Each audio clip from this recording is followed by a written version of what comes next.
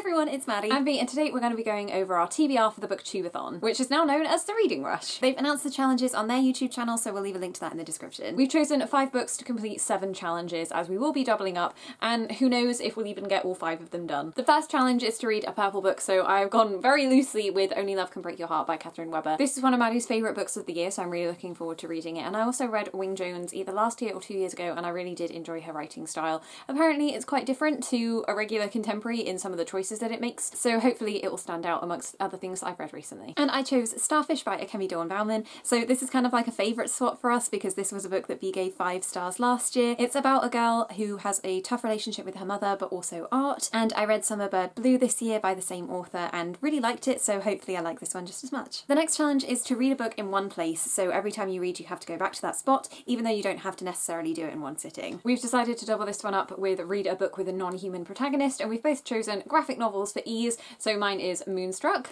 and mine's Aquacorn Cove. This is an FF werewolf romance, and mine is about a girl called Lana and her connection with the cute sea creatures that live on her island. The next is a book-to-movie adaptation, and the only one I have on our shelves is Dumplin' by Julie Murphy. We watched this last year and actually really enjoyed it. I thought the film was great, so it will be nice to have an excuse to watch it again after reading the book. I did enjoy so many aspects of the film, but I think the book is just going to be better because it can expand a bit on the relationships, particularly between the main character and her best friend, who she like slowly fades apart from. I think that's the one I'm most interested in. And I've chosen The Miseducation of Cameron Post by Emily Danforth. We read this last year and then we watched the movie together because she just loved it so much that I just wanted to be able to consume it with her quickly. But she was able to give me a comparison of why the book is so much better, probably because it's over 500 pages, so the movie misses out a lot. And I'm really excited to see Cameron's relationships with the other people in the conversion camp, but also get a better balance between what happened to her in the past and what's happening to her in the present. Because the movie, I think, only gave you the past for a very short amount of time, whereas it's half the book in this. Very much looking forward to this one. I have high hopes and I think it's going to be my favourite, I'm calling it. Next we have an author's first book, and I think it's finally time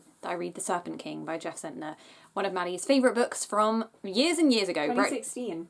There we go then. It's been long enough now that I really need to read it, and I want to read his books in chronological order, and he's up to 3 now, so I will start with this one. All I remember is that she cried a lot, so I think that is why I've been putting it off. But to be honest, any book that will elicit a huge emotional response is always going to be a good thing with me. And I chose Ariadne's by Josh Martin. This is a fantasy duology about sisters who, when they turn 18, have to compete for the throne. I thought I'd put this one on my TBR because the others are mostly contemporary, and if I wanted a change of genre, then this is perfect. The only thing is, I've seen this concept done countless times, so I'm hoping that it can bring something new. But who doesn't love a good competition? And if I really devour this one, then we've already got the sequel, so I'll move straight on to that. The next challenge is to read a book that you didn't get around to last year, so I've chosen Rosie Loves Jack by Mel Darbin. This has been high up on my TBR, and we've been to a few events where we've met the author and got to talk to her about the writing process. This is the story of Rosie, a girl with Down syndrome, who goes on a journey to find Jack, who she's fallen in love with. I've literally heard nothing but good things about this, so it's probably going to be the first one I read in the week. And I've chosen The Sky is Everywhere by Jandy Nelson.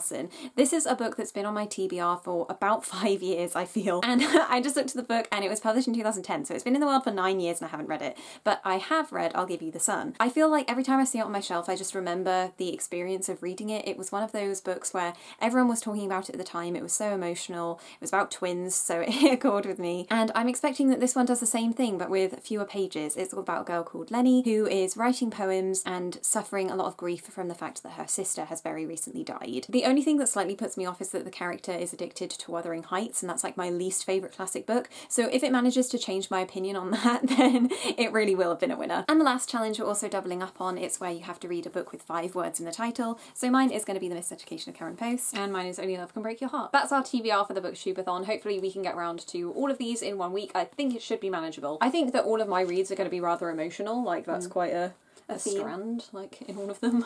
So, oop. I think I'll cry. I wanted to go for I think I'll cry at 3. We're really excited for the Booktubeathon, and it starts on July 22nd. We'll also leave a link to the website and our profiles there if you want to be friends with us, because a new thing for this year is that it's got a website where you can track your progress. Follow us on there if you're interested. Let us know if you're taking part in the Booktubeathon too, and we will see you for, we're not sure what, probably not daily vlogs, maybe a weekly vlog at the end. Thank you everyone so much for watching, and we'll see you on our next video.